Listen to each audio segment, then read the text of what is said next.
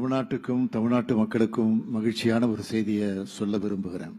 ஏன் talk of the national என்றே இதுதான்.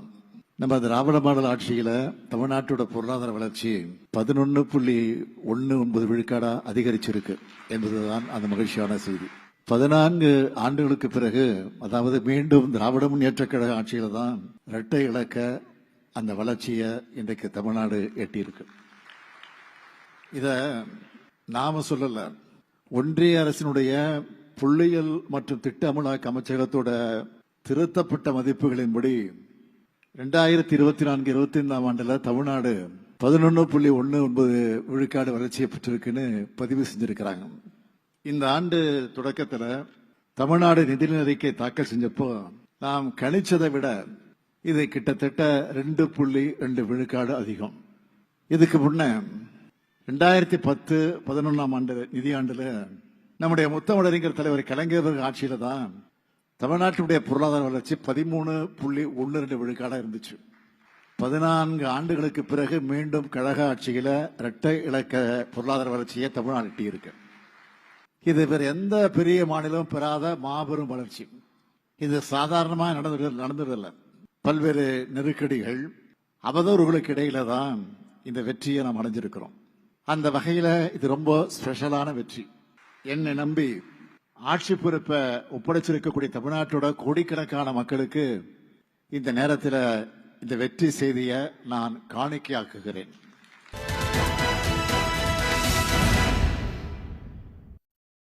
வணக்கம். இது கேள்விக்களம். 14 ஆண்டுகளுக்கு பிறகு இரட்டை இலக்க வளர்ச்சியை தமிழ்நாடு எட்டியிருக்கிறது. கடந்த முறையே இந்தியாவின் சராசரி வளர்ச்சியை விட தமிழ்நாடு முதலிடம் பிடித்திருந்ததை பார்த்தோம். இப்ப மீண்டும் திமுக ஆட்சியிலேயே இது போன்ற இரட்டை இலக்க வளர்ச்சி என்பது தமிழ்நாட்டை திரும்பி பார்க்க வைத்திருக்கிறது. நம்முடைய விவாதத்தில் தற்போது சிறப்பு விருந்தினராக தொழில்துறை அமைச்சர் திரு TRB ராஜா அவர்களும் இணைந்திருக்கிறார். அவரை அன்போடு விவாதத்திற்கு வரவேற்கிறோம். இணைந்தமைக்கு நன்றி அமைச்சர். முதல்ல வாழ்த்துக்கள். இப்போ 14 ஆண்டுகளுக்கு பிறகு மறுபடியும் திமுக ரெஜிம்லேயே இந்த இரட்டை இலக்கம் என்பது எட்டப்பட்டிருக்கு அப்படின்னா அதற்கு மிகப்பெரிய ஒரு அயராத உழைப்பு இருக்கும். தமிழ்நாட்டினுடைய கட்டமைப்பு, அரசியல் சூழல் எல்லாமே ஒரு காரணம்.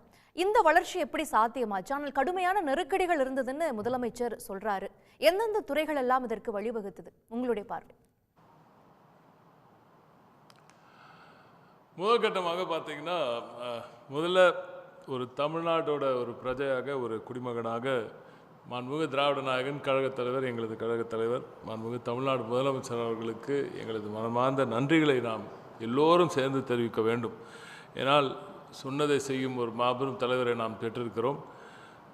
அவர் இப்போதில் தேர்தலுக்கு முன்னாடியே, 2021 தேர்தலுக்கு முன்னாடியே ஒரு கூட்டத்தில், பொதுக்கூட்டத்தில் திருச்சியில் வாக்குறுதி அளித்தார். பொருளாதாரத்தை குறித்து அவர் பேசும்பொழுது, தமிழ்நாட்டில் இரட்டை இலக்க வளர்ச்சியை திராவிட மாடல் அரசாங்கம் பெறும், அதை 10 ஆண்டில் சாதித்து காட்டுவோம் என்று கூறினார். ஆனால் பாருங்கள், நம்ம தலைவர் அவர்கள் மாண்புமிகு திராவிட நாயகன் அவர்களோட செயல்பாடே அப்படி. எப்பொழுதுமே அவர் சொல்லதை விட இன்னும் அதிகமான வேகத்தோடு தான் எப்பொழுதும் செயல்படுவார். ஆகையால் தான் இன்று 4 ஆண்டுகளில் அதை செயல்படுத்தி காட்டியிருக்கிறார். மகத்தான வளர்ச்சி உறுதியாக்கி இருக்கிறது. இந்த 4 ஆண்டுகளில் இவ்வளோ பெரிய வளர்ச்சி. இப்போ இதை தாண்டி தனிநபர் வருமானமும் நிச்சயமாக இதனால் இன்னும் அதிகரிக்கும் என்று கூறினார். இதற்கு காரணம் என்று பர்சனலாக என்ன கேட்டிங்கன்னா, என்னோட துறை சார்ந்து மட்டும் நான் சொல்கிறேன். ஈஸ் ஆஃப் டூயிங் பிஸ்னஸ், அதாவது தொழில்துறைக்கு தொழில் துவங்க ஏதுவான ஒரு மாநிலமாக இந்திய அளவில், ஏன் உலக அளவிலேயே தமிழ்நாடு ஒரு குறிப்பிடத்தக்க ஒரு மிக சிறப்பான ஒரு இடத்தை பிடித்திருக்கிறது. அது எப்படி பிடித்திருக்கிறதுனா, நீங்கள் சொல்கிறது போலவே 14 ஆண்டுகளுக்கு முன்பு முத்தமிழறிஞர் தலைவர் கலைஞர் அவர்களின் பொற்கால ஆட்சியில் 13% அதுக்கு மேலாக இருந்த இந்த வளர்ச்சி விகிதத்தை இன்று மீண்டும் 14 ஆண்டுகளுக்கு பிறகு நாம் சாதித்து காட்டியிருக்கோம். இது ஏன் இந்த 14 ஆண்டு காலம் ஆச்சுன்னா, நான் ரொம்ப அரசியல் பேச விரும்பல, ஆனால் உண்மை காரணத்தை சொல்லித்தான் ஆக வேண்டும். 10 ஆண்டு கால ஒரு இருண்ட ஆட்சி, ஒன்றும் சரியாக நடைபெறாத ஒரு இருண்ட ஆட்சி. அந்த காலகட்டத்தில் சரியான ஒரு வளர்ச்சி கிடைத்திராத ஒரு சூழல். அந்த நேரத்தில் தமிழ்நாட்டில் இருக்கும் நாம் திட்டமிட்ட, தலைவர் கலைஞர் அவர்கள் திட்டமிட்டு வைத்திருந்த பல திட்டங்கள் அந்த 10 ஆண்டு காலத்தில் அதிமுக ஆட்சி இருந்ததுனால் அது செயல்படுத்த முடியாமல் போயிட்டு. அதனால் அந்த தொய்வு, அந்த பீக் ஏறிட்டு நம்ம ஒரு ஃப்ளாட் ஒரு கீழே அப்படியே இறங்க ஆரம்பிச்சிட்டோம். அதற்கு பிறகு மீண்டும் அதை மீட்டெடுத்து இந்த 4 ஆண்டு காலம் எவ்வளோ ஒரு அசுரத்தனமான ஒரு பயங்கரமான வேலையை செய்திருந்தால் இப்படி அதை மீட்டெடுத்து இருக்க முடியும் என்பது உங்களுக்கு தெரியும். அந்த வேலையை செய்து இன்று அந்த மீட்டெடுத்து மீண்டும் வளர்ச்சி பாதையில் செலுத்தி குறுகிய காலத்திலேயே இந்த வெற்றியை பெற்றிருக்கிறார். இதுக்கு நான் சொன்ன மாதிரி ஈஸ் ஆஃப் டூயிங் பிஸ்னஸ், ஒரு தொழில்துறைக்கு தொழில் தொடங்க ஏதுவான ஒரு சூழல், அமைதியான ஒரு சூழல். குறிப்பாக பர்டிகுலர் செக்டர், இப்போ நான் லெதர் ஃபுட்வேர் பார்த்தீங்கன்னா முன்னாடி இருந்துச்சு, ஆனால் அதுக்கப்புறம் அது பெருசாக டேக் ஆஃப் ஆகலை. ஆனால் இதில் நம்ம ஃபோக்கஸ் பண்ணுறோம், நான் லெதர் ஃபுட்வேரில் மட்டுமே ஃபோக்கஸ் பண்ணி அதில் பலாயிரக்கணக்கான வேலைவாய்ப்புகளை உருவாக்குறோம். அந்த பலாயிரக்கணக்கான வேலைவாய்ப்பு எங்கே உருவாகுதுன்றதை பார்க்கணும். நீங்கள் அன்பு முதலமைச்சர் அவர்களை பொறுத்தவரை முதலீடுகளை பற்றி அவர் எண்ணிக்கையை அவர் இனிமே கேட்டதில்லை. நான் தொடர்ந்து சொல்லி வரேன், முதலீடுகள் எவ்வளோ கொண்டு வருவேன்னு அவர் கேட்டதே கிடையாது. அந்த முதலீடுகள் எங்கே வரும், அதன் மூலம் எவ்வளவு வேலைவாய்ப்புகள் உருவாக்கும், இது மட்டும்தான் அவரோட கோரிக்கை, அவரோட குறிக்கோளே. அதன் வெளிப்பாடு தான் பரவலாக்கப்பட்ட வளர்ச்சி. அந்த பரவலாக்கப்பட்ட வளர்ச்சி உறுதி செய்யப்பட்டதனால் இன்று ஒட்டுமொத்த தமிழ்நாடும் வளருது, ஒரு பகுதி மட்டும் வளரல. ஸோ நீங்கள் ஒரு ஒட்டுமொத்த எல்லா கிராமப்புறத்துலையும் அனைத்து இடத்துலையும் அந்த எக்கானமி பூம் ஆகும் மட்டும்தான் இப்படிப்பட்ட ஒரு வளர்ச்சி சாத்தியமாகிறது. இது உண்மையாக சொல்லணும்னா இது மிகப்படுத்தி பேசலை, மாண்புமிகு முதலமைச்சர் அவர்களோட சரியான திட்டமிடல், அந்த திட்டமிடலுக்கு ஏற்ப அரசு இயந்திரம் எல்லாரும் சேர்ந்து உழைத்தது. இன்று கூட பேசும்பொழுது முதலமைச்சர் ரொம்ப அர்த்தமாக சொன்னார், எங்களுக்கெல்லாம் பயங்கர நெகிழ்ச்சியான ஒரு மூமெண்ட்டு. இவ்வளோ பெரிய மனிதர் அவர் இதை இந்த சக்ஸஸை நான் தமிழ்நாட்டு மக்களுக்கு டெடிகேட் பண்ணுறேன்னு சொல்கிறாரு. அதை தாண்டி அமைச்சரகத்தில் இருக்கிற எல்லா அமைச்சர்களும் சிறப்பாக செயல்பட்டார்கள் என்று சொல்கிறார். இதெல்லாம் ஒரு முதலமைச்சர் அவர் எங்களுக்கு சொல்லவே தவிர அவர் இவ்வளோ பெரிய வாழ்த்துக்களை எங்களுக்கும் தெரிவிப்பது மிகப்பெரிய ஒரு மகிழ்ச்சியாக இருக்கிறது. அதை தாண்டி அரசு அதிகாரிகள், தொழில்துறையை சார்ந்தவர்கள் எல்லோரும் இணைந்து நாம் தமிழ்நாடு மக்களாக வென்றிருக்கிறோம் என்று சொல்லும் பொழுது உண்மையாகவே ஒரு கூஸ் பம்ப் மொமெண்ட் தான் அது. பல நெருக்கடிகளுக்கு மத்தியில இந்த வளர்ச்சி அப்படிங்கறத முதலமைச்சர் சொல்லியிருக்கிறத நம்ம பார்க்கிறோம். என்னென்ன நெருக்கடிகள் இந்த இரட்டை இலக்கத்தை அடைவதற்குள்ள தமிழ்நாடு அரசு கண்டது, அதையும் தாண்டி எப்படி சாத்தியப்படுத்துறீங்க? எந்த நெருக்கடி இல்லை, என்ன நெருக்கடி இல்லை உங்களுக்கே நன்றாக தெரியும். நமக்கு கிடைக்க வேண்டிய, உண்மையில் கிடைக்க வேண்டிய, நியாயமாக கிடைக்க வேண்டிய நிதி என்றுமே நமக்கு கிடைத்ததே இல்லை. நாம் 100 ரூபா கொடுத்தா நம்மளுக்கு 29 ரூபா தான் திருப்பி வருது. அது எவ்வளோ நேரத்தில் ஒன்றிய அரசிடம் எவ்வளோ முறை மன்றாடியும் அவர்கள் அதை குறித்து கொஞ்சம் கூட யோசித்து கூட பார்க்கல. நமக்கு நியாயமாக நமக்கு எவ்வளோ திட்டங்கள் பள்ளிக்கல்வித்துறைக்கு கிடைக்க வேண்டிய நிதி கிடைக்கவில்லை. ஆனால் அதை நிறுத்தவில்லை முதலமைச்சர், நம்ம சொந்த நிதியில் செய்தோம். பேரிடர் நிதி, எவ்வளோ பிரச்சனைகள், எவ்வளோ பேரிடர்கள், அதற்கான நிதி நாம் பல முறை கேட்டும் இதுவரை வரவில்லை. அதற்கான நிதி, அதற்காக பேரிடருக்கு அந்த பிரச்சனைகளை தீர்ப்பதற்கு செலவிட வேண்டிய செலவுகளை அவர் நிறுத்தவில்லை, அதை நாமே செலவிட்டிருக்கிறோம். அதே போல் நம்ம பல மெட்ரோ எடுத்துக்கோங்க, மெட்ரோ பணிகள் அதுக்காக நின்று விட்டு நம்ம இல்லை, 3 ஆண்டுகள் நாமளே செலவு பண்ணோம். அதற்கு பிறகு அவங்க ஏதோ கொஞ்சம் ரிலீஸ் பண்ணாங்க. இப்போ திருப்பி நம்ம கோயம்புத்தூருக்கு கேட்டுட்ருக்கோம், மதுரைக்கு கேட்டிருக்கோம். அதனால் நமக்கு நியாயமாக கிடைக்க வேண்டிய நிதி எதுவுமே இன்று வரை வந்துடவில்லை. இருந்தாலும் அதை எல்லாத்தையும் தாண்டி நம்ம ஒவ்வொரு நாளும் சொந்த நிதியில், மாநிலத்தின் நிதியிலிருந்து செலவு செய்து ஒவ்வொரு நாளும் தமிழகத்தை வளர்த்து கொண்டே இருக்கிறார். ஒன்றிய அரசு கொடுக்கல, நமக்கு வர வேண்டிய பணத்தெல்லாம் கொண்டு போய் ஆந்திராவுக்கு கொடுத்துட்டாரு, நமக்கு வர வேண்டிய பணத்தெல்லாம் கொண்டு போய் பீகாருக்கு கொடுத்துட்டாரு, அதனால தமிழ்நாட்டில் வளர்ச்சி இல்லை அப்படின்னு சொல்லலை. அவரது மதிநுட்பத்தினால், சாதுரியத்தினால், சரியான திட்டமிடலினால், ஒட்டுமொத்தமாக நீங்கள் பார்த்தீங்கன்னா சரியான திட்டமிடல் தான். நிதி பகிர்வில் ஒன்றிய அரசு நமக்கு செய்த துரோகங்களை முறியடித்து அதற்கு மேல் நின்று இவர் வெற்றி கண்டிருக்கிறார் என்பதுதான் மிகப்பெரிய வெற்றி. அதனால தான் சொன்ன, ஒன்றிய அரசு எவ்வளோ துரோகங்களை செய்தாலும் இப்படிப்பட்ட ஒரு முதலமைச்சர் நமக்கு கிடைத்திருப்பது மிகப்பெரிய ஒரு மிகப்பெரிய இந்த வெற்றிக்கு அடித்தளமே அவர்தான் என்று தான் கூற வேண்டும். நான் சொன்ன பிறகு இப்போ மெட்ரோ சரி, கல்வி சரி, பேரிடர் நிலையங்கள் எல்லாத்தையும் செஞ்சுட்டு we still grew even after so many setbacks. That is the biggest plus about this success. உங்களுடைய நேரத்தை ஒதுக்கியமைக்கு மிக்க நன்றி அமைச்சர், இணைந்தமைக்கும் மிக்க நன்றி. நம்மோடு இணைந்திருக்கிற மற்ற விருந்தினர்களையும் வரவேற்போம். அரங்கத்தில் திமுகவிலிருந்து திரு சூர்யா கிருஷ்ணமூர்த்தி இணைந்திருக்கிறார், வழக்கறிஞர் அக்னீஸ்வரன் இணைந்திருக்கிறார். அவர்களை வரவேற்கிறேன். இன்னும் சற்று நேரத்தில் பாஜகவிலிருந்து திரு ராஜகோபால் ஓய்வு பெற்ற ஐஏஎஸ் அவர்களும் இணைய இருக்கிறாங்க.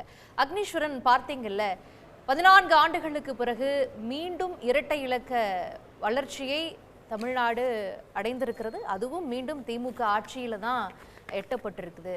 பல இடர்பாடுகள், அவதூறுகள், இதையெல்லாம் தாண்டி இந்த இரட்டை இலக்கத்தை தமிழ்நாடு இன்னைக்கு எட்டி இருக்கிறது. இதெல்லாம் இல்லைன்னா இன்னும் அசுர பாய்ச்சல்ல வளர்ச்சியை காமிச்சிருக்க முடியும் என்கின்ற பார்வைகள்லாம் வைக்கப்படுறதை பார்க்குறோம். அனைவருக்கும் வணக்கம். எனக்கு முன்னாடி பேசின மரியாதைக்குரிய மாண்புமிகு அமைச்சர் திரு டிஆர்பி ராஜா அவர்கள் அவங்க பேசும்போது சொன்னாங்க, அதாவது இடையில் ஒரு 10 ஆண்டு கால ஆட்சி நடந்தது அதிமுக ஆட்சி, அதனால் அதில் ஒரு தொய்வு ஏற்பட்டுச்சு அப்படின்னு சொன்னாங்க. ஆனால் 11.19% நாம் வளர்ச்சி அடைஞ்சிருக்கிறோம் அப்படின்னு சொன்னால் கூட, நம்ம வளர்ச்சி அடைஞ்சிருக்கிறோம் அப்படிங்கிறத நம்ம காட்டணும் அப்படின்னு சொன்னால் யதார்த்த அரசியல் அப்படின்னு ஒன்று இருக்குது இல்லையா? இப்போது 10 ஆண்டு காலம் அதிமுக ஆட்சியில் வாங்கிய கடன் எவ்வளவு? 4,68,000 கோடி. ஆனால் 4.5 ஆண்டு காலம் வாங்கியது எவ்வளவுன்னா இப்போ 9.25 லட்சம் கோடி. அப்போ அந்த 4,68,000 கோடி கழிச்சா கூட நீங்கள் எவ்வளவு வாங்கியிருக்கிறீங்க? இது ஒன்று. இன்னொன்று, 2 விஷயம் இருக்குது. ஒரு வளர்ச்சி அப்படின்னு சொல்லி பார்த்தோம்னா நிறைய விஷயங்களை நாங்கள் இந்த இதில் 11.19% நாங்கள் வளர்ந்துட்டுருக்கிறோம், வளர்ச்சி ஏற்றிருக்கிறோம், எல்லாமே சரி. ஆனால் ஒரு பாமரருக்கு புரியும்படி நாம் பார்த்தோமே ஆனால், மாண்புமிகு இன்றைய எதிர்க்கட்சி தலைவர் திரு எடப்பாடி பழனிசாமி அவர்கள் ஆட்சியில் இருக்கிற போது 25 கிலோ அரிசி 1,200 ரூபாய், இன்றைக்கு அது 1,800 ரூபாய். ஒரு சாதாரண நாம் ஒரு கீரைக்கட்டு அன்றைக்கு 15 ரூபாய், இன்றைக்கு 45 ரூபாய். ஆகவே நீங்கள் என்னன்னா, ஒரு இளநீர் ஒரு உற்பத்தி செய்யக்கூடிய விவசாயிடமிருந்து அந்த இளநீர் அவர்கள் வாங்குகிற போது 10 ரூபாய் அல்லது 11 ரூபாய்க்கு வாங்குறாங்க. ஆனால் சென்னையிலே அல்லது பெருநகர மாநகராட்சிகளில் பார்த்தீங்கன்னா அது 60 ரூபாயா மாறி இருக்குதே. ஆகவே இந்த நிலைகளை எல்லாம் கடன் வாங்கக்கூடிய அமௌண்ட்டுக்கு நம்ம பொருத்தி பார்க்கலாம் இல்ல? ஒரு ஸ்டேட்டோட ஜிடிபில எவ்வளவு பெர்சன்டேஜ் கடன் வாங்க முடியுமோ அதற்கும் குறைவாகத்தான் தமிழ்நாடு அரசு வாங்கி இருக்கிறது அப்படிங்கறது இதற்கு முன்பே நிறைய தருணங்களை தொழில்துறை அமைச்சரா விவரிச்சிருக்காரு, நம்ம பார்த்திருக்கிறோம். நீங்க இவ்வளவு கோடியில நாங்க வாங்கணும், இவங்க இவ்வளவு கோடி வாங்கிக்கிறாங்க அப்படின்றீங்க. அதே மாதிரி விலைவாசி அப்ப அவ்வளவு விலை இருந்தது, இப்ப இவ்வளவு விலை இருக்குதுன்னா அதை ஈக்குவேட் பண்ணி தானே நீங்க பார்க்கணும். கரெக்டு, நீங்கள் சொல்கிறது கரெக்டு. 2 விஷயம் இருக்குது. ஒன்று, கேபிட்டல் எக்ஸ்பெண்டிச்சர் என்று சொல்லக்கூடிய மூலதன செலவு. ஒரு அணையை கட்டுகிறோம், அல்லது ஒரு தொழிற்சாலையை ஆரம்பிக்கிறோம், அல்லது வெளிநாட்டிலேருந்து வெளிநாடு முதலீடு கொண்டு வரீங்க. சரி, இவைகளெல்லாம் அடுத்த ஒரு பணத்தை அல்லது லாபத்தை ஈட்டித்தரும். அதே மாதிரி வருவாய் செலவினங்கள், ரெவென்யூ எக்ஸ்பெண்டிச்சர். இப்போ நீங்கள் பெண்களுக்கு இலவச போக்குவரத்து பயண பேருந்துக்காக கொடுக்குறீங்க. நீங்கள் சொல்லப்படி கேட்டீங்கன்னா அம்மா உணவகம் முந்தைய ஆட்சியில் இருந்தது. ஆகவே அது போன்றதுக்கு இலவச வேட்டி சேலை, இவைகளிலிருந்து வருமானங்கள் திரும்ப அரசாங்கத்துக்கு வராது. ஒரு அணையை கட்டுகிறோம் என்றால் அதிலிருந்து நீர்ப்பாசனம் வரும், அந்த நீர்ப்பாசனத்திலிருந்து வரிகளை வாங்குவாங்க, உற்பத்தி பெருகும், மக்களுக்கு அது பயன்படும். ஆனால் இங்கே தலா வருமானம் பெர்காபிட்டா இன்கம்த்தையும் அரசாங்கம் வாங்கிய கடனையும் நாம் அது புள்ளி விவரத்தின்படி இது உயர்ந்திருக்கிறது அல்லது நாம் இரட்டிப்பாக மாற்றியிருக்கிறது அப்படின்னு சொன்னால், அன்றைக்கு அதிமுக ஆட்சியில், முந்தைய ஆட்சினே வச்சுக்கோங்களேன், எதுக்கு அதிமுக ஆட்சி திமுக ஆட்சின்னு பிரிக்கிறீங்க? முந்தைய 10 ஆண்டு கால ஆட்சியில் 1 கிலோ அல்லது ஒரு சாதாரண இதை எடுத்துக்கங்களேன், 1 கிலோ பருப்பு எடுத்துக்கங்க, அல்லது 1 டன் இரும்பு எடுத்துக்கங்க. அன்றைக்கு என்ன விலை இருந்தது, இன்றைக்கு என்ன விலை இருக்கிறது? கட்டுமான பொருட்கள் எல்லாமே விலை உயர்ந்துச்சு. அரசு சார்ந்து கொடுக்கக்கூடிய ஒரு ஒன்றிய அரசு தானே காரணம். தமிழ்நாடு அரசு மட்டும், ஒரு மாநில அரசு மட்டும் என்ன பண்ணும்? அப்படி பார்த்தா கூட per capita income wise 4th wealthiest ஸ்டேட்னா அது தமிழ்நாடு தான். நிதி வழங்கப்படல, பல இடையூறுகளை சந்திச்சும் இந்த வளர்ச்சியும் பெர் கேபிட்டா இன்கம்லயும் சாதிச்சிருக்கிறோம். பரவலாக்கப்பட்ட வளர்ச்சி இருக்குது, ரீஜனல் இம்பேலன்ஸ் இல்ல. இதெல்லாம் இட்ஸ் ப்ரூவன். கரெக்ட். ஆனால் அதே நேரத்தில் இந்தியாவில் மக்கள் தொகை அதிகமாக இருக்கக்கூடிய உத்தரப்பிரதேசத்தில் அவர்கள் வாங்கி இருக்கிற கடன் எவ்வளவு, நாம தமிழ்நாட்டில் இருக்கிற மக்கள் தொகைக்கு நாம எவ்வளவு கடன் வாங்கியிருக்கோம்? இந்தியாவிலே அதிகமாக கடன் வாங்கிய மாநிலம் தமிழ்நாடு என்பதை நாம அதுக்கும் மாறுதட்டிக்கு தான் சொல்ல வேண்டும். ஆகையினால பொருளாதாரம் படித்தவர்கள் ஒப்பீடு என்பது மனிதர்களுடைய வளர்ச்சிக்காக இருக்கட்டும். ஒன்று மக்கள் தொகை, ஒன்று மக்கள் தொகையில ஜாஸ்தி அப்படின்னா டோட்டல் எக்கானமி எவ்வளோ, அந்த எக்கானமிக்கு அது எவ்வளவு கடன் வாங்கி இருக்கிறதுங்கறத நீங்க பொருத்தி பார்க்கணும். அதே மாதிரி தமிழ்நாடு மக்கள் தொகை, அதே மாதிரி ஒட்டுமொத்த பொருளாதாரம், உற்பத்தி, அதற்கப்புறம் அதுல கடன் வாங்கிய விகிதம், அப்படிதான் நீங்க பார்க்கணும். கரெக்ட். ஆனால் இங்க ஒன்று மக்கள் தொகையை நம்மளால இந்தியா முழுவதும் மாநிலங்களும் சேர்த்து தான் சொல்றேன், மக்கள் தொகையை குறைக்கணும். அப்படி குறைக்க முடியவில்லை என்றால் உற்பத்தியை பெருக்கணும். ஆக இங்க மக்கள் தொகையும் உயருது, உற்பத்தி குறையிறது. ஆனால் நாம் வரி விகிதத்தில் அல்லது இதுல சரக்கு மற்றும் சேவை விதி அதெல்லாம் இதுல ஒப்பீடே பண்ண முடியாது. ஒரு அரசு என்பது ஒரு சாமானியனுக்கான அரசாக இருக்கணும். தமிழ்நாடு உற்பத்தி ஒரு சாமானியனுக்கு தேவையான அரசாங்கம் இருக்கணும். கரெக்ட். அதைத்தான் நான் சொல்றேன். கடன் வாங்கியதில் உத்தரப்பிரதேசத்தை விட நாம் அதிகமா வாங்கியிருக்கிறோமா என்று கேட்டால் அதை நண்பர் சூர்யா கிருஷ்ணமூர்த்தி அதுக்கு பதில் சொல்லுவார். இந்தியாவிலே கடன் அதிகமாக வாங்கியிருக்கிறது தமிழகம் தான். ஆகவே உடனே அடுத்த கட்டத்துக்கு போவாங்க, எங்க அளவு குறிப்பிட்ட அளவுக்கு தாங்க கடன் வாங்கியிருக்கோம்னு சொல்லுவாங்க. இங்க ஒரு சாதாரண பால் விலையை 3 முறை உயர்த்தியிருக்கிறோம். ஆக இதற்கும் நீங்க 11.19% வரி உயர்வுக்கும் உலக வங்கியில் கடன் வாங்கியதுக்கும் என்ன இது? ஆக நீங்கள் வளர்ச்சி என்பது நாம் காகிதத்தில் அல்லது அரசாங்கத்தின் கணக்குகளில் வேண்டுமானால் அப்படி இருக்கலாம், நடைமுறையில் அப்படி இல்லையே. நேத்து வித்த தக்காளி இன்னைக்கு கூட வருது, அது 20 ரூபாய் கூட வருது. ஆக அது ஆனா நம்ம உணவுத்துறைக்கு தனியாக ஒரு நிதிநிலை அறிக்கையை தாக்கல் செய்ததும் இந்த திராவிட முன்னேற்ற கழக அரசு தான். ஆக இங்க என்னன்னு கேட்டீங்கன்னா, வெளியிலே ஒரு நிலைப்பாடு, மக்கள் பயன்பாட்டுக்கு வருகிற போது அது தலைகளாக இருக்கிறது என்றால் இங்க என்னத்தை சொல்றது? ஆக நிலைப்பாடு என்பது ஒன்றாக இருக்க வேண்டும். அரசியல் ஒப்பீட்டுக்காக வேண்டுமானால் நீங்க சொல்லலாம் தமிழகம் வளர்கிறது, ஆமா, ஆட்சியாளர்கள் வளர்கிறார்கள், அதிகாரிகள் வளர்கிறார்கள், மக்கள் வருந்துகிறார்கள். ஏதாவது ஒரு விலை இது ஒன்றிய அரசு கரெக்ட் நான் இல்லைங்கள. ஒன்றிய அரசு அதே நிலைப்பாடுல, ஒன்றிய அரசு அப்படித்தானே அதே நிலைப்பாடுல தானே திரு டாக்டர் மன்மோகன் சிங் ஆட்சி விட்டு போகிற போது எவ்வளவு கடன் இருந்துச்சு, இன்னைக்கு எவ்வளவு கடன் இருக்குது. ஆனா வெளியில கேட்டால் நாங்கள் ஜிஎஸ்டி சரியாக பகிர்ந்து கொடுக்கிறோம் என்று கூட அவர்கள் புள்ளி விவரங்கள் சொல்லலாம். ஆனால் தேங்காய் எண்ணெய் 100 கிராம் தேங்காய் எண்ணெய் வந்தது ஜிஎஸ்டி வந்ததற்கு பிறகு இன்னைக்கு எவ்வளவு விக்குது? ஆக இந்த ஒப்பீடு எல்லாம் ஒரு சாமானிய மனிதனுக்கு பயன்படாத ஒரு நிலைப்பாடு. புள்ளி விவரங்கள் எல்லாம் கேட்டுக்கிறலாம், பெருமையா பேசிக்கிறலாம், ஆனால் மக்கள் வருந்தி கொண்டுதான் இருக்கிறார்கள். அப்படிதான் நான் பார்க்கிறேன். ஓகே, திரு சூர்யா கிருஷ்ணமூர்த்தி, வளர்ச்சின்னு நம்பர்ஸ் காட்டுறீங்க, ஆனா அதற்கு அதீத கடனை இந்த தமிழ்நாடு அரசு வாங்கி இருக்குது. இது சாமானியனுடைய வாழ்க்கையில ரெஃப்ளெக்ட் ஆகல, அங்க விலைவாசி உயர்வு இருக்குது என்கின்ற விஷயத்தை சொல்றாரு அக்னீஸ்வரன். 2 முக்கியமான விஷயம், ஒன்று கடன் தொடர்பானது, இன்னொன்று விலைவாசி உயர்வு தொடர்பானது. விலைவாசி உயர்வுன்னு எடுத்துட்டோம்னா அண்ணன் சொன்னாங்க, எடப்பாடி பழனிசாமி ஆட்சிக்கு வரும்பொழுது விட்டுட்டு போகும்போது 1200 ரூபா வித்த அரிசி 1800 ரூபா அப்படின்னாங்க. 2011 கலைஞர் விட்டுட்டு போகும்பொழுது அந்த அரிசி 500 ரூபாய்க்கு வித்துச்சு, அது 1200 ரூபாய்க்கு கொண்டு வந்தது அதிமுக ஆட்சி. கீரை 15 ரூபாய்க்கு வித்துச்சு, இன்னைக்கு 20 ரூபா அப்படின்னாரு. 2011 கலைஞர் விட்டுட்டு போது அது 3 ரூபாய்க்கு வித்துச்சு, அதை 15 ரூபாய்க்கு கொண்டு வந்தது அதிமுக அரசு. இன்னும் கணக்கு போட்டே இருப்பாரு, உப்பு விலை, இரும்பு விலை அப்படிலாம் கணக்கு போட்டாரு. இது எல்லாம் என்னன்னா ஒவ்வொரு ஆண்டும் வளரதான் போகிறது. நம்முடைய அடிப்படை கேள்வி என்ன? இந்தியா முழுக்க விலைவாசி உயர்வு நேஷனல் ஆவரேஜ், அதை விட தமிழ்நாடு கூட இருக்கா குறைவா இருக்கா? முதல் கேள்வி. அதாவது இன்ஃப்ளேஷன் கூட இருக்கா குறைவா இருக்கா? ரெண்டாவது, கடந்த கவர்மெண்ட்டை விட இன்ஃப்ளேஷன் கூட இருக்கா குறைவா இருக்கா? இது 2 தான் ஒரு அரசாங்கம் சிறப்பாக செயல்பட்டு இருக்கா இல்லையாங்கிறத நிறுவனத்துக்கான சான்று. தமிழ்நாட்டை பொறுத்த வரைக்கும் ஏடிஎம்கே ஆட்சி காலத்தில், கடந்த அதுவும் குறிப்பாக எடப்பாடி பழனிசாமி ஆட்சி காலத்தில் நேஷனல் ஆவரேஜை விட கூடுதலாக தான் தமிழ்நாட்டுடைய விலைவாசி உயர்வு, அதாவது இன்ஃப்ளேஷன் இருந்திருக்கு. தமிழ்நாட்டில் இப்போ கடந்த 4 ஆண்டுகளில் ஓராண்டு தவிர மீதம் 3 ஆண்டுகளில், இந்த ஆண்டை சேர்த்தோம்னா 4 ஆண்டுகள் ஒன்றிய அரசு அல்லது நேஷனல் ஆவரேஜை விட இன்ஃப்ளேஷன் கம்மி. அப்போ தேசிய அளவில் சராசரியோட தமிழ்நாடு விலைவாசி உயர்வு குறைவாக தான் இருக்குது. ஒன்று. அதிமுக ஆட்சியோடு ஒப்பிடும் பொழுதும் விலைவாசி உயர்வு அப்படிங்கிறது குறைவாக தான் இருக்கு. இது வந்து விலைவாசி தொடர்பாக கொடுக்க வேண்டிய பதில்.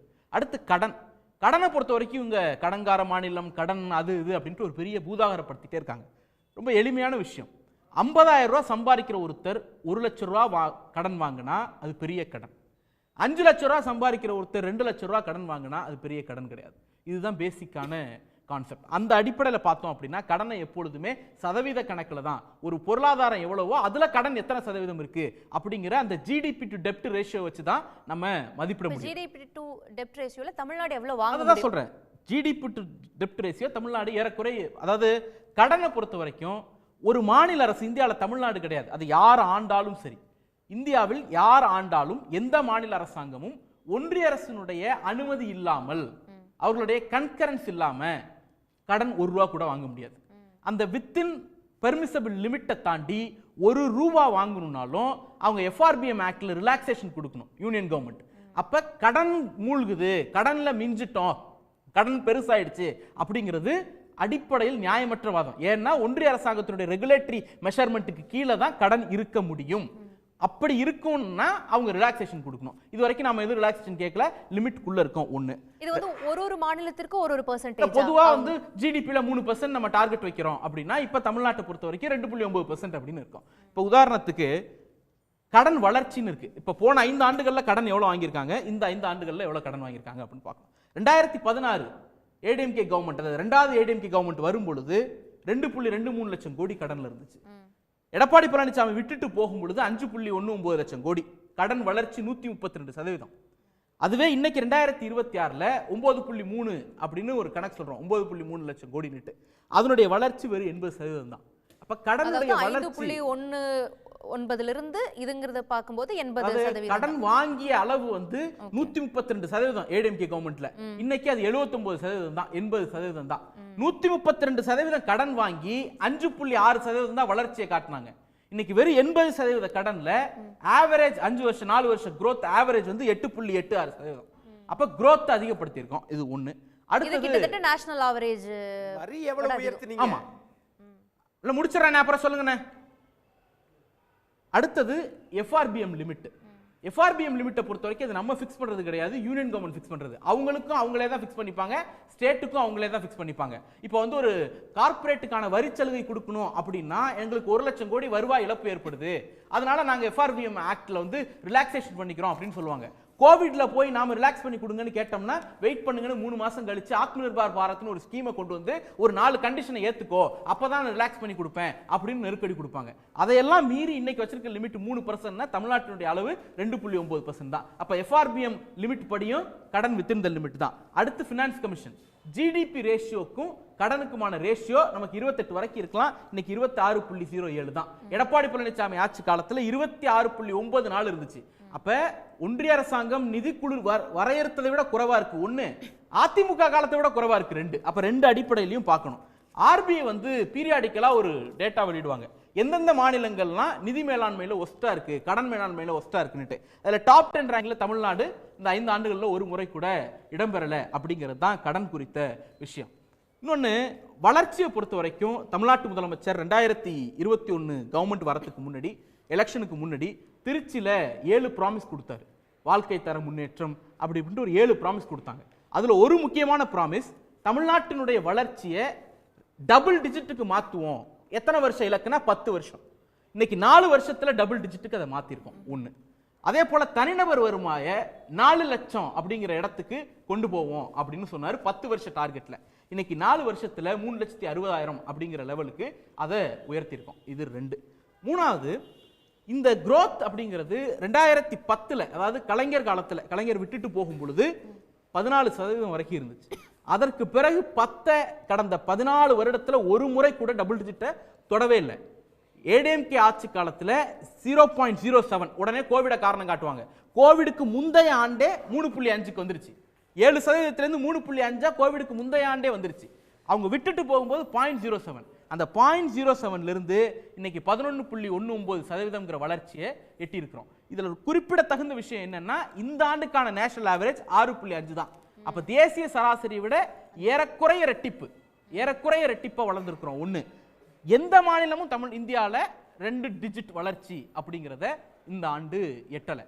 இந்த ஆண்டு 9.69% வளர்ச்சி இருக்கும்னு கணிக்கப்பட்டது ஏப்ரல்ல. அப்போ உடனே என்ன சொன்னாங்க, இது டென்டேட்டிவ் எஸ்டிமேட், ரஃப் எஸ்டிமேட், நீங்க வந்து ஃபைனல் எஸ்டிமேட் வந்தா தெரியும், 9.69 இருக்காது அப்படின்னாங்க. 9.69 கிடையாது, ஏறக்குறைய 11.2 11.19 அப்படின்னுட்டு மிக பிரம்மாண்டமான வளர்ச்சியை இன்னைக்கு சாத்தியப்படுத்தியிருக்கோம்.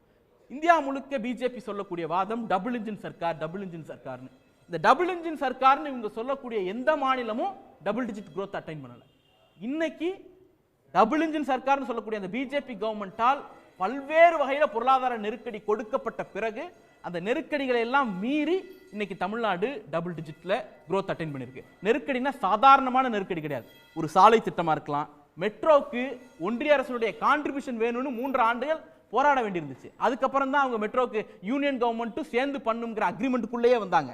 உணவு மானியத்துல கம்மி, பங்கீடு குறைவு, ஸ்டேட்டுக்கு கொடுக்க வேண்டிய பங்கீடு குறைவு, ₹1 கொடுத்தோம்னா 29 பைசா திருப்பி வர்றது, கல்வி நிதி எல்லா மாநிலத்துக்கும் அள்ளி கொடுப்பாங்க, தமிழ்நாட்டுக்கு மட்டும் நமக்கு வேண்டிய நிதி 2500 கோடி கல்வி நிதியை கேட்டோம்னா லீகலா அவங்க கொடுக்க வேண்டிய நிதியை நம்ம கோர்ட்ல கேஸ் போட்ட பிறகும் கொடுக்க மாட்டாங்க. 100 நாள் வேலை திட்டத்துக்கு நிதி வேணும்னா ரோட்ல இறங்கி போராடணும். இவ்வளவு நெருக்கடிகள். ஒரு உதாரணத்துக்கு குஜராத்தில் ஒரு ப்ராஜெக்ட் கொண்டு வராங்க. அது வந்து சோலார் செக்டார் ப்ராஜெக்ட். அதை செக்கிங்கிற ஒரு ஒன்றிய அரசாங்க நிறுவனத்துக்கு ஏறக்குறைய 25,000 ஹெக்டேர் நிலத்தை அந்த கட்ச் பகுதியில், அதாவது பாகிஸ்தான் இந்தியா பார்டர் பகுதியில் குஜராத் அரசாங்கம் செக்கிக்கு கொடுக்குது. செக்கி என்ன பண்றாங்க, இது டிஃபென்ஸை ஒட்டின பகுதி, இங்க எங்களால் அந்த ப்ராஜெக்ட் எக்ஸிக்யூட் பண்ண முடியாது அப்படிங்கிறாங்க. ஒரே நாள் ஒரே சிட்டிங் யூனியன் டிஃபென்ஸ் மினிஸ்ட்ரி, அந்த renewable energy ministry, state government, Gujarat state government 3 பேரும் டெல்லியில ஒண்ணா உட்கார்ந்து ஒரே சிட்டிங்ல கிளியரன்ஸ் கொடுக்குறாங்க. அதாவது தேசிய முக்கியத்துவம் வாய்ந்த ஒரு எல்லை பகுதியில், ராணுவ பாதுகாப்பு மிக்க பகுதியில் ரிலாக்ஸேஷன் கொடுக்குறாங்க. அந்த ரிலாக்ஸேஷன் வந்த பிறகு செகி என்ன பண்ணுது, எங்களால் அதை பண்ண முடியாது அப்படின்னு ஸ்டேட் கவர்மெண்ட்டுக்கே அந்த லேண்டை திருப்பி கொடுக்குது. அது அதானிக்கு அடுத்த மாதம் திருப்பி கொடுக்குறாங்க. அப்போ குஜராத்துக்கு ஒரு சோலார் செக்டார் ப்ராஜெக்ட் வரணும்னா 3 அமைச்சகங்கள், ராணுவம், ரினியூவபிள் ரிசோர்ஸ், மாநில அரசு 3 பேரும் ஒண்ணா உட்கார்ந்து ஒரு ப்ராஜெக்ட் முடிக்கிறாங்க. இங்க இருக்கக்கூடிய மெட்ரோ ப்ராஜெக்ட்டுக்கு 4 பெட்டி மெட்ரோவா 6 பெட்டி மெட்ரோவா மாத்துறதுக்கு உலக வங்கி கடன் கொடுக்க தயாரா இருக்கான். நீங்க ஒரு அப்ரூவல் கொடுங்க, ஒரு ரிலாக்ஸேஷன் பண்ணி அப்ரூவல் கொடுங்கன்னு கேட்டா 2 வருஷம் கழிச்சு அந்த ஃபைலுக்கு அப்ரூவல் கொடுக்குறாங்க. அப்ப இவ்வளவு நெருக்கடி கொடுத்த பிறகும் தமிழ்நாடு 11.19% வளர்ந்திருக்குன்னா மோடியால், பிஜேபியால், டபுள் இன்ஜின் சர்க்காரால் சாதிக்க முடியாத சாதிச்சிருக்கோம். ஏடிஎம்கே கவர்மெண்டால் சாதிக்க முடியாத அதிகமான வளர்ச்சியை இப்ப வாங்கியிருக்கிற கடனோடு ஒப்பிட்டு பார்க்கிறப்ப இந்த டிஜிட் இன்னுமே வந்து அதிகமா இருந்திருக்கணும் அப்படிங்கிற ஒரு பார்வையும் அதிமுக வைக்கிறது நம்ம பார்க்கலாம். அதுக்கு நீங்க லாஜிக்கா சொல்லணும். நான் தான் சொல்றேன், 132% கடன் வளர்ச்சி இருந்துச்சு. ஆனா பொருளாதார வளர்ச்சி 5.6%. இது ஏடிஎம்கே மாடல். 80% தான் கடன் வளர்ச்சி, ஆனா பொருளாதார வளர்ச்சி 8.86%. இது டிஎம்கே மாடல், திராவிட மாடல். இதை விட பெட்டரா நாங்க பண்ணிருப்போம் அப்படிங்கிறதுக்கு ஒரு எவிடன்ஸ் கொடுங்க. 10 ஆண்டுகள்ல ஒரு முறை கூட உங்களால டபுள் டிஜிட் தொட முடியல. அப்ப தொட்டு காட்டியிருந்தீங்க அப்படின்னா சொல்லலாம். விட்டுட்டு போகும்போது 0.07 விட்டுட்டு போனீங்க. ஓகே திரு ராஜகோபால், நீங்க இதை எப்படி பாக்குறீங்க? இது ஒரு ஈக்விட்டபிள் டெவலப்மெண்ட்டா, growth-ஆ வந்து கிளைம் பண்றாங்க. இன்னொன்று டபுள் டிஜிட் அப்படிங்கிறது தமிழ்நாட்டில் ஒரு 14 ஆண்டுகளாக இந்த வளர்ச்சி காட்டப்படலை. இந்தியாவினுடைய நேஷனல் ஆவரேஜை விட கிட்டத்தட்ட 2 மடங்கு அப்படிங்கிற வளர்ச்சி. அப்படிங்கிறப்ப தமிழ்நாடு அரசு எல்லா நெருக்கடிகளையும் தாண்டி வளர்ச்சி அட்டைன் பண்ணியிருக்கு அப்படிங்கிறத புரிஞ்சுக்கலாமா? இல்லை, தமிழ்நாடு இந்த அளவுக்கு வளர்ச்சி அடைந்திருக்கின்றது என்பதை பார்க்கும் பொழுது உண்மையிலேயே பெருமை கொள்கின்றேன். புகழக்கூடிய ஒரு அம்சம்தான். ஆனால் அது தமிழ்நாட்டின் வளர்ச்சி, தமிழ்நாட்டு அரசின் வளர்ச்சி கிடையாது. இது ரெண்டுக்கும் ஒரு வித்தியாசம் இருக்குது. தமிழ்நாடு அரசுடைய வளர்ச்சின்றது வேறு, தமிழ்நாடுடைய வளர்ச்சின்றது வேறு. தமிழ்நாடுக்கு எப்பொழுதுமே சில நல்ல அட்வான்டேஜஸ் நமக்கு இருக்குது. அது என்ன இருக்குன்னா, நீங்கள் வந்து இயற்கை வளங்கள், நல்ல டெக்னிக்கல் ட்ரெயின்டு மேன் பவர், வளர்ச்சியை விரும்பும் மக்கள், அது மட்டும் இல்லாமல் நல்ல உள்கட்டமைப்பு, நல்ல நிர்வாக அமைப்பு, இதெல்லாம் வந்து தொன்று தொட்டு தமிழ்நாட்டில் இருந்து வருகின்றது. கல்வி நிறுவனங்கள், மருத்துவ கல்லூரிகள். நான் முடிச்சிடறேன். 13 சொல்றாங்கல்ல, எனக்கு அந்த டைம் கொடுத்துருங்க. ஃபர்ஸ்ட் 2 minutes இன்ட்ரோடக்ஷன்ல I will complete my point. பேசுங்க. ஆகவே இந்த பலன்கள்லாம் தமிழ்நாட்டுக்கு ஏற்கனவே இருக்கும் காரணத்தால் எந்த ஒரு அரசு வந்தாலும் அந்த அரசால வளர்ச்சியை காண்பிக்க முடியும். தமிழ்நாட்டில் இப்போ வளர்ச்சி அதிகமாக ஆகும் அப்படின்றது பார்த்தீங்கன்னா, தமிழ்நாட்டுடைய இப்போ ஜிடிபியை பற்றி நண்பர் பேசினார், 35 லட்சம் கோடி கிட்ட இப்போ இருக்குது. 35 லட்சம் கோடி நம்ம இந்தியாவில் 2வது பொசிஷனில் இருக்கோம். மகாராஷ்டிரா பிஜேபியோடைய மாநிலம், பிஜேபி ஆளும் மாநிலத்தில் இருக்கிற ஜிடிபி 50 லட்சம் கோடி. தமிழ்நாட்டுக்கும் மகாராஷ்டிராவுக்கும் உள்ள வித்தியாசம் 15 லட்சம் கோடி. அதாவது நம்பர் 1க்கும் நம்பர் 2க்கும் இருக்கிற வித்தியாசம் அந்த அளவுக்கு. ஆகவே தமிழ்நாடு வந்து இன்னும் பல மைல்கற்களை இன்னமும் கடந்து செல்ல வேண்டி இருக்கின்றது. அது ஒரு பாயிண்ட். 2வது பாயிண்ட்டு, எப்படிப்பட்ட வளர்ச்சின்றதையும் நீங்கள் பார்க்கணும். அந்த 11.19%ன்றது உண்மையிலேயே நான் வந்து சொல்கிற போது அது நான் புகழக்கூடிய வளர்ச்சி தான், மக்களுக்கான வளர்ச்சி. எப்படிப்பட்ட வளர்ச்சி அப்படின்னு பார்த்தீங்கன்னா, service sector, manufacturing sector, primary sector, இந்த 3 செக்டரில் பிரித்து பார்க்கும்பொழுது தமிழ்நாட்டுடைய சுமாராக உங்களுக்கு ஒரு பொதுமக்களுக்கு தெரியறதுக்காக சொல்கிறேன், சர்வீஸ் செக்டரில் 50% பொருளாதார நம்மளுடைய பங்கு, அந்த பங்கு வந்து 50%, மேனுஃபேக்சரிங் செக்டரில் 37%, பிரைமரி செக்டர் நம்ம சொல்கிறோம் விவசாயம், அதெல்லாம் வந்து உங்களுக்கு 13%. விவசாயத்தில் 50% மக்கள் நம்பி இருக்கின்றார்கள். விவசாயத்தை 45%லேருந்து 50% மக்கள் அதை நம்பி இருக்கின்றார்கள். அதில் எவ்வளோ வளர்ச்சின்னு பார்த்தீங்கன்னா -5%. இல்ல தமிழ்நாட்டுடைய பொருளாதாரம் வந்து -5% பிரைமரி செக்டார், அதாவது இது வந்து ஒரு அர்பன் பேஸ்ட் பொருளாதாரமாக மாற ஆரம்பிச்சிருச்சு அப்படிங்கிற ஒரு பார்வை இருக்குது. இன்னொன்று நீங்கள் சொல்றது போல குஜராத், மகாராஷ்டிரா இதனுடைய வளர்ச்சிகளை எல்லாம் ஒப்பிட்டாலும் அந்த பெர்சன்டேஜ் அப்படிங்கிறது அங்கே இருக்கக்கூடிய குறிப்பிட்ட தொழில் நிறுவனங்கள் சார்ந்த வளர்ச்சியாகவும் மட்டும் இருக்குது. இங்கே இது பரவலாக்கப்பட்ட வளர்ச்சியாக இருக்கிறதுங்கிறத ஹிந்து நாளிதழினுடைய அந்த டேட்டா பேஸ் அடிப்படையில் வந்த ஒரு ஆர்டிக்கல் முன்பு சொல்லியிருந்தது பார்க்குறோம். இன்னொன்று அதே மாதிரி ரீஜனல் இம்பேலன்ஸுங்கிறது தமிழ்நாட்டில் மிக குறைவாக இருக்கிறது அப்படிங்கிறதையும் சொல்லியிருக்கிறாங்க. அதை நீங்கள் கான்ட்ராக்ட் பண்ணுறீங்களா? ஒன்று. இன்னொன்று, இது எந்த ஆட்சியாக இருந்தாலும் இந்த வளர்ச்சி இருந்திருக்கும். இது வந்து திமுக கிளைம் பண்ணுற வளர்ச்சி இல்லை, தமிழ்நாடு கிளைம் பண்ணுற வளர்ச்சின்னு நீங்கள் சொல்கிறீங்க. ஃபர்ஸ்ட் உங்களுக்கு நான் சொல்கிறேன், 2010-11 13.12 வளர்ச்சியாக இருந்தது. அதுக்கப்புறம் 7.4, 5.37 இப்படியே வந்து திமுக ஆட்சி பொறுப்பேற்பதற்கு முன்பாடி கொரோனா 0.07 இருக்குது. 0.7. ஆமா, அதுக்கப்புறம் இவங்க 7, 6, 9, 11 வந்திருக்கிறாங்க.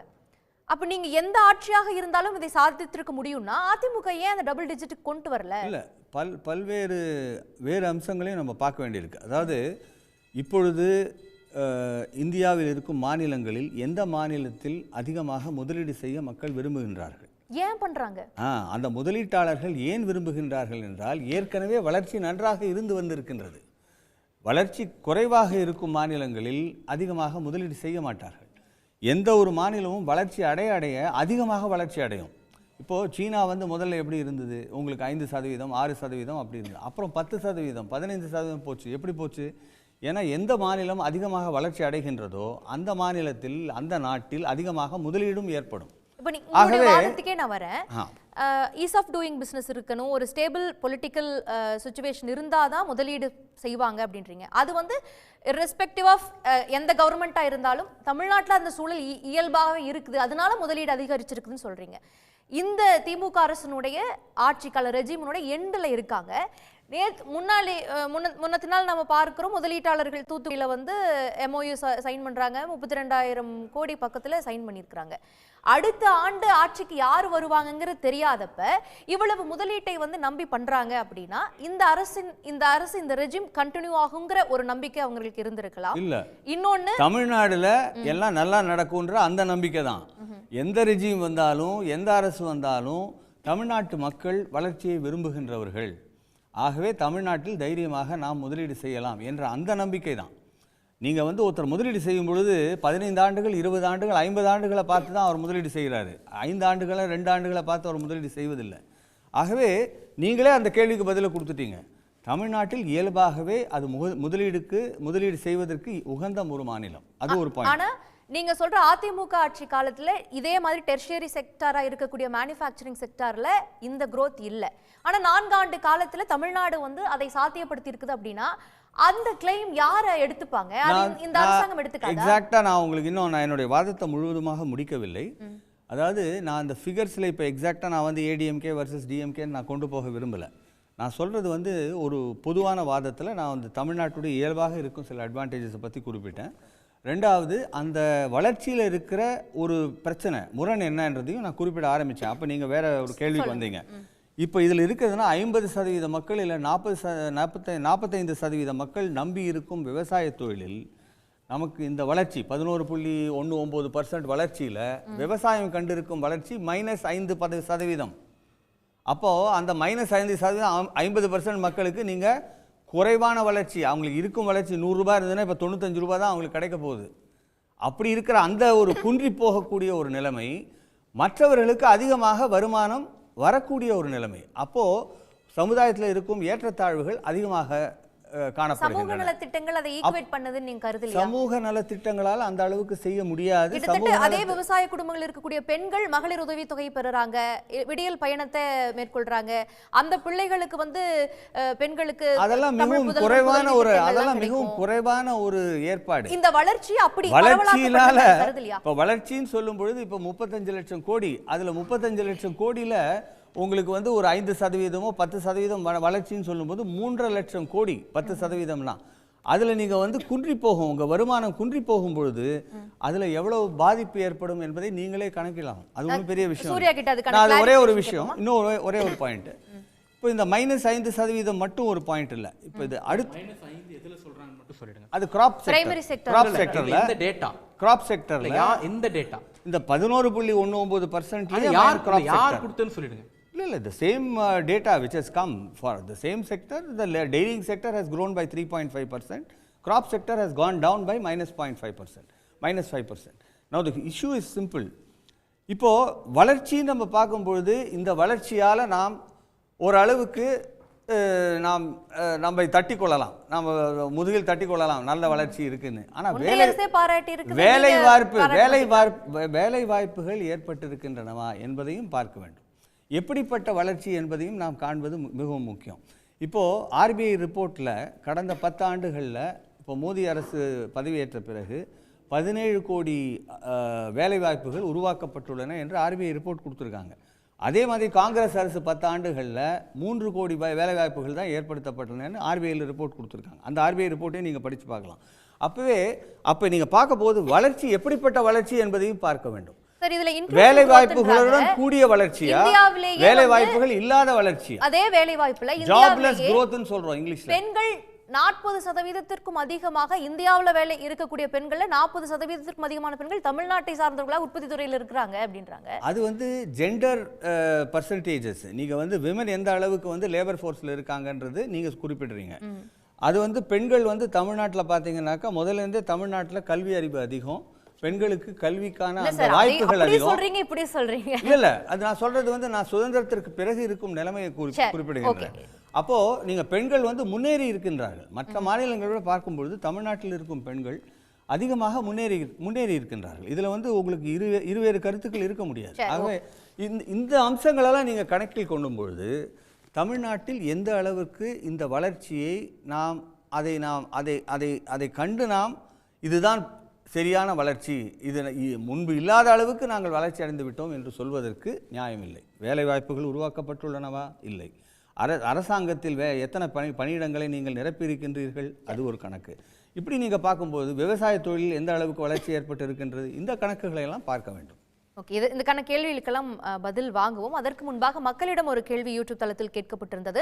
நாட்டிலேயே பொருளாதார வளர்ச்சியில் தமிழ்நாடு முதலிடம், 14 ஆண்டுகளுக்கு பிறகு இரட்டை இலக்கம் பொருளாதார வளர்ச்சி என்ற சாதனையை திமுக அரசு படைத்திருப்பது மு.க. ஸ்டாலின் நிர்வாகத்திறனுக்கான அங்கீகாரம் என 83 விழுக்காட்டினரும், எதிர்க்கட்சிகள் பிரச்சாரத்திற்கு பின்னடைவு என 5 விழுக்காட்டினரும், மற்ற மாநிலங்கள் பின்தங்கியதால் என 13 விழுக்காட்டினரும் விடை தந்திருக்கிறாங்க. அந்த நேயர்களுக்கு நன்றி. திரு சூர்ய கிருஷ்ணமூர்த்தி, இப்போ வந்து விவசாயத்துறை முன்னேறவே இல்லை, ரூரல் எக்கானமி பாதிக்கப்பட்டிருக்குது. நீங்கள் வந்து இப்போ மேனுஃபேக்சரிங் அண்ட் சர்வீஸ் செக்டாரில் தான் வளர்ச்சியை காட்டிருக்கிறீங்க, இது பரவலாக்கப்பட்ட வளர்ச்சி இல்லை அப்படிங்கிறத அவர் சொல்கிறார். வேலை வாய்ப்புகள் உருவாக்கப்படலன்னு சொல்கிறாரு. இல்லை, அடிப்படையில் நிறைய சார் சொன்னாங்க. ஒன்று வந்து இது வந்து இந்த கவர்மெண்ட் கிரெடிட் எடுத்துக்க முடியாது அப்படின்னாங்க. அதை நான் மறுக்கிறேன். ஏன் அப்படின்னா கடந்த 10 வருஷத்தில் டபுள் டிஜிட்டை தொடலை. நாங்கள் வந்து இந்த 4 ஆண்டுகளில் கொஞ்சம் கொஞ்சமாக கன்சிஸ்டண்ட்டாக வளர்ந்துருக்கிறோம். கன்சிஸ்டண்ட்டாக வளர்ந்து 11.19 நகர்த்திருக்கிறோம். அப்போ எடப்பாடி பழனிசாமியால் சாதிக்க முடியாததை திராவிட மாடல் அரசு சாதிச்சிருக்கு. ஒன்று, இந்தியாவில் பிஜேபி ஆளக்கூடிய எந்த மாநிலமும் இந்த சாதனையை எட்டலை. அப்போ பிஜேபியால் சாதிக்க முடியாதை, மோடியால் சாதிக்க முடியாதை தமிழ்நாடு அரசு சாதித்திருக்கிறது, திராவிட முன்னேற்ற கழக அரசு சாதித்திருக்கிறது. இது 2. 3வது, மகாராஷ்டிராவோட கம்பேர் பண்ணுறாங்க. மகாராஷ்டிரா நீங்கள் உதாரணத்துக்கு ஒரு கம்பெனி அங்கே ரெஜிஸ்டர் பண்ணி வச்சுருப்பாங்க. அவங்களோட யூனிட் பூரா, அவுட்லெட் பூரா இங்கே இருக்கும். ஏன்னா அது ட்ரெடிஷ்னலாக அவங்களுக்கு ஒரு கேபிட்டல் உண்டு. இந்த ட்ரெடிஷ்னல் கேபிட்டல் தமிழ்நாட்டுக்கு கிடையாது. இந்த ட்ரெடிஷ்னல் கேபிட்டல் தமிழ்நாட்டில் எங்கே இருக்கு? தமிழ்நாட்டை பொறுத்த வரைக்கும் 1960s பீகாரை விட பாவர்ட்டி அதிகம் இருந்த மாநிலம். இன்னைக்கு அதை இந்தியாவிலேயே வறுமை ஒழிப்புல முதன்மையான மாநிலம், less than 2% அப்படின்ட்டு நகர்த்தி இருக்கிறோம். அப்படின்னா இது இந்த 50-60 இயர்ஸ்ல நடந்தது தான். இதை பிஜேபி கிரெடிட் எடுத்துக்க முடியாது. ஏன்னா தமிழ்நாட்டில் வளர்ச்சியை விரும்புறதுனால தான் மக்கள் பிஜேபி விரும்பல. வளர்ச்சியை விரும்புறதுனால தான் தமிழ்நாட்டு மக்கள் பிஜேபியை தொடர்ந்து புறக்கணிச்சுட்டே இருக்காங்க. அது ஒன்று. அடுத்தது, இப்போ உதாரணத்துக்கு மகாராஷ்டிராவோட டெவலப்மெண்ட் பற்றி சொல்றாங்க. Number of industry in Maharashtra 25,600 தான் லேட்டஸ்ட் ரிப்போர்ட். ஆனால் தமிழ்நாட்டில் 43,000 நெருங்கி. அப்போ என்ன அர்த்தம் அப்படின்னா, ஏறக்குறைய 2 பங்கு இண்டஸ்ட்ரீஸ், ஃபேக்டரி, அவுட்லெட்ஸ் இங்கே இருக்கு. அதனுடைய ரெஜிஸ்டர்டு கம்பெனி ஹெட்ஸ் அங்கே இருக்கிறதுனால மட்டும் அவங்களுடைய பொருளாதாரம் நீங்க கன்சிடர் பண்ண முடியாது. 50 விழுக்காட்டினர் விவசாயத்துறை சார்ந்தவங்க. அதுல என்ன காமிச்சிருக்கீங்கன்னு கேக்குறாரு. நான் ஒன்னொன்னா வரேன். அடுத்தது, இப்ப சார் சொன்னாங்க ஒரு eco system, business eco system இருக்கு, அங்கதான் வளர்ச்சி வரும், அங்கதான் இண்டஸ்ட்ரி வரும். நாங்க உண்மை, அதை நான் ஆதரிக்கிறேன், அதுக்கு நான் நன்றி சொல்றேன். என்ன கேட்கிறேன், இப்போ ஒரு மலைப்பகுதியில் தான் கேரட் கிளீனிங் ப்ராசஸிங்க்கு ஒரு இண்டஸ்ட்ரி போடுவாங்க. மலையில் கேரட்டை கொண்டு பயிர் பண்ணிட்டு கீழே இண்டஸ்ட்ரி போட மாட்டாங்க. மேலே கொண்டு ரைஸ் மில் போட மாட்டாங்க. கீழே தான் நிலப்பகுதிகளில் தான் ரைஸ் மில் போடுவாங்க. அப்போ எங்கே ஈகோ சிஸ்டம் இருக்கோ அங்கே தான் பண்ண போகிறாங்க. ஏற்கனவே எலக்ட்ரானிக்ஸில், எலக்ட்ரிக்கல்ஸில், கம்ப்யூட்டர் டெக்னாலஜியில், நாலேஜில், இது எல்லாத்துலேயும் எக்ஸலண்ட்டாக இருக்கக்கூடிய தமிழ்நாட்டை தானே செமிகண்டக்டர் இண்டஸ்ட்ரி சூஸ் பண்ணியிருக்கணும். யூனியன் கவர்மெண்ட் கேபிட்டல் மானியம் கொடுக்குறேன், 50% கேபிட்டல் மானியம் கொடுக்குறேன்னு சொல்லி நிறுவனங்களை மிரட்டி குஜராத்துக்கும் அசாமுக்கும் பிஜேபி ஆளக்கூடிய உத்தரப்பிரதேசத்துக்கும் நகர்த்துறாங்க. அந்த பெட்ராயில, அந்த துரோகத்தை தாண்டி தான் தமிழ்நாடு வளர்ந்துருக்கு. இந்த நெருக்கடியை தாண்டி தான் வளர்ந்துருக்கோம். சொல்லுங்க, செமிகண்டக்டர் இண்டஸ்ட்ரிக்கு நாங்க மானியமே கொடுக்கல அப்படின்ட்டு. இப்ப 10,000 கோடி முதலீடுனா 5,000 கோடி மானியம். அக்ரிகல்ச்சருக்கு மட்டும் சொல்றேன். Tamil Nadu most urbanised state. Most urbanise state அப்படிங்கும் பொழுது அக்ரிகல்ச்சர் சார்ந்த விஷயம் பேரலா சுருங்கிட்டே வருது. ஒண்ணு. இன்னொன்னு, இந்த growth இந்த ஆண்டு மட்டும்தான் அவர் சொன்ன மாதிரி -5 கிடையாது, -0.5. அதாவது 0.05, -5 கிடையாது. அதாவது அது ரொம்ப புரிஞ்சுக்கணும். ஏன்னா 5% நெகட்டிவ் அப்படின்னு காட்டக்கூடாது. -0.5 அந்த அளவுக்கு போய் சொல்லக்கூடாது. அதுக்காக ஒண்ணு இல்ல. அதுவும் போன வருஷம் 6% இருந்துச்சு. அதையும் சேர்த்து பார்க்கணும். எடப்பாடி பழனிசாமி காலத்துல 3-3.5% இருந்தது. 6% பீக்கு கொண்டு போனதும் இதே திராவிட மாடல் அரசு தான் அப்படிங்கறதையும் நாம சேர்த்து பார்க்கணும். கடைசி உங்ககிட்ட ஒரு சில வினாடிகளுக்கு வர, அதற்கு முன்பாக திரு அக்னீஸ்வரன் அவர்களிடம் போகணும். இப்போ இந்த போல்ல சொன்னப்பட்ட விஷயங்களை நீங்க எப்படி பார்க்கறீங்க? மு.க. ஸ்டாலின் அவர்களுடைய நிர்வாக திறனுக்கான அங்கீகாரம்னு 83 விழுக்காட்டினர் சொல்லியிருக்கிறத நம்ம பார்க்கிறோம். அப்ப அதிமுக ஆட்சியில இது நிரூபணமாகல, இந்த அரசு அதை நிரூபணம் செஞ்சிருக்கிறதுதானே புரிஞ்சுக்கணும். நீங்க அப்படி புரிந்து கொள்வதும் ஓகே. ஆனால் அதே நேரத்தில் நீங்க 2018, 19, 20, 21 அதற்கு பிறகு வந்தவங்க தான் மாண்புமிகு முதலமைச்சர் அவர்கள், இன்றைய திமுகவினுடைய தலைவர். ஆக 2018 இந்தியா டுடே தமிழ்நாடு வளர்ச்சி பாதையில் செல்லுகிறது என்று முதலமைச்சர்களுக்கு அங்கீகாரம் கொடுத்தது அவங்க தானே. இது ஒன்று. இன்னொன்று, நண்பர் சொல்லும்போது சொன்னாரு, இல்லை நீங்க வாங்கினது எவ்வளவு, இவங்க வாங்கினது 9.5 சொல்ல மாட்டேங்கிறார். ஆனா 2016 2வது டென்யூர்ல இவங்க வாங்கினது 2.5 லட்சம் கொண்டு வராரு. பாத்தீங்களா? அப்படி கொண்டு வருகிற போது 136% அப்படின்னு அவர் சொல்றாரு. கடன் வரி விகிதம், கடன் வாங்கிய விகிதம்ன்றாரு. அப்படின்னா அன்றைக்கும் அந்த எல்லைக்குள்ள தானே வெளிநாட்டில இருந்து அவங்க வாங்கிய கடனும் உலக வங்கியிலிருந்து வாங்கிய கடன் இருந்துச்சு. ஒன்று. ஆனால் அந்த முந்தைய ஆட்சி 150% சொத்து வரியை உயர்த்தலே, நீங்க 136% கடன் உயர்ந்ததுன்றீங்க. ஆனால் 136% கடன் உயர வாங்க பெற்ற அதிமுக அரசாங்கம் 150% சொத்து வரியை உயர்த்தினீங்களே. இன்னொன்னு, தொழிற்சாலைகள் நீங்க மகாராஷ்டிராவில் அதிகமா இருக்குது, ஆனால் அதை விட தமிழ்நாட்டில் அதிகமாக இருக்கிறது, 40,000க்கு மேல இருக்குது. வணக்கம், மகிழ்ச்சி, சந்தோஷம். ஆனால் இந்த திராவிட முன்னேற்ற கழக அரசாங்கம் தான் தொழில் வரியை 35% மாத்தினது. யாரு? அதிமுக ஆட்சியா மாத்துச்சு. ஆகவே இவங்க என்னன்னு கேட்டீங்கன்னா, வீக்கம் என்பதும் வளர்ச்சி என்பது வேறு வேறு திசைகளில் இருக்குது. ஆனா இவங்களை பொறுத்தளவுல நகர்ப்புறத்தில் நாங்க வளர்ந்திருக்கிறோம் அப்படிங்கிறாங்க. பெங்களூரும் தான் Thank you, வளர்ந்திருக்கிறது. sir. ஆனால் இங்கும் தான் வளர்கிறது. வளர்கிறது Thank you, என்பது முந்தைய ஆட்சியினுடைய அடித்தளத்தின் மேலதான் நீங்க வளர்ச்சியை எழுப்ப முடியும். ஆகையினால எல்லாமே இங்க 11% நாங்களா கொண்டு வந்தது என்றால் நீங்களா தான் கொண்டு வந்தீங்க. வரியை உயர்த்தினீங்க, உலக வங்கியில கடன் வாங்குனீங்க. இன்னைக்கு எவ்வளவு மக்கள் தொகை தெரியாமலேயே இன்னைக்கு வெளி மாநிலத்தில் இருக்கிறவங்க இங்க வர்றாங்களே. ஆக எல்லாவற்றுக்கும் வரியை உயர்த்திட்டு கடனை உயர்த்திட்டு ஆனா இன்னைக்கு 11.9% வளர்ந்துட்டோம் அப்படின்னு சொன்னால் இது ஏற்புக்கூடியதல்ல. சாமானிய மனிதனை காப்பாற்றாத எந்த பொருளாதாரமும் எந்த அரசாங்கமும் அது வேணா தம்பட்டம் அடிக்கலாம், மக்களுக்கு பயன்படாத அரசாங்கம். ஓகே, ஃபியூ செகண்ட்ஸ்ல ரெஸ்பாண்ட் பண்ணீங்களா? இந்த விவசாயத்தில் இல்ல சார், டைம் இல்ல. அவர் ரெஸ்பாண்ட் நான் ஒரு தடவை தான் பேசியிருக்கேன், அவங்க எல்லாம் 2 தடவை பேசியிருக்காங்க. இல்லை அடுத்ததில் எனக்கு ஒன்றும் ரொம்ப இல்லை பேசுறதுக்கு. Please few seconds. இன்னொன்று பாயிண்ட் நீங்கள் ஞாபகம் வச்சுக்கணும். பொருளாதார வளர்ச்சின்றது அரசாங்கத்துடைய நிதிகளை மட்டும் அது டிபெண்ட் பண்ணி இருக்காது. அதில் முக்கியமானது வங்கிகள் எந்த அளவுக்கு அவங்க கடன் கொடுக்குறாங்கன்றது பொறுத்துது. ஓகே, வங்கிகளை பொறுத்த வரைக்கும் தமிழ்நாட்டில் அதிகமாக கிரெடிட் டெபாசிட் ரேஷியோன்னு பார்த்தீங்கன்னாக்கா தமிழ்நாட்டில் மிக அதிகமாக தொன்று தொட்டு இருந்து வருகின்றது. Okay, thank you. இதுக்கு காரணம் இங்க தொழில் வளர்ச்சி தொன்று தொட்டு இருந்து வருகின்றது. Thank you. ஆகவே விவசாயத்துல நம்ம இழந்திருக்கோம், விவசாயத்துல இழந்திருக்கோன்றது தான் உண்மை. அது நம்ம சரி செய்யலைன்னா பெருமளவுக்கு நம்முடைய ஜனத்தொகையில் இருக்கிற பாதி மக்கள் பின்னடைவை சந்திப்பாங்க. 50% people agricultural இருக்காங்கிறது ஆல் இந்தியா டேட்டாவா இருக்கலாம். Tamil Nadu 60% urbanise state. ஒன்னு இண்டஸ்ட்ரீஸ் பத்தி சொன்னாங்க, 35% இல்ல இண்டஸ்ட்ரீஸ் பத்தி சொன்னாங்க. 2006ல வெறும் 23000 இண்டஸ்ட்ரி இருந்த தமிழ்நாட்டை 2011ல 38000 உயர்த்தினது திராவிட முன்னேற்ற கழக அரசு. நன்றி விருந்தினர்களுக்கு நன்றி. உடனுக்குடன் செய்திகளை தெரிந்து கொள்ள சன் நியூஸ் பெல் ஐகானை கிளிக் பண்ணுங்க.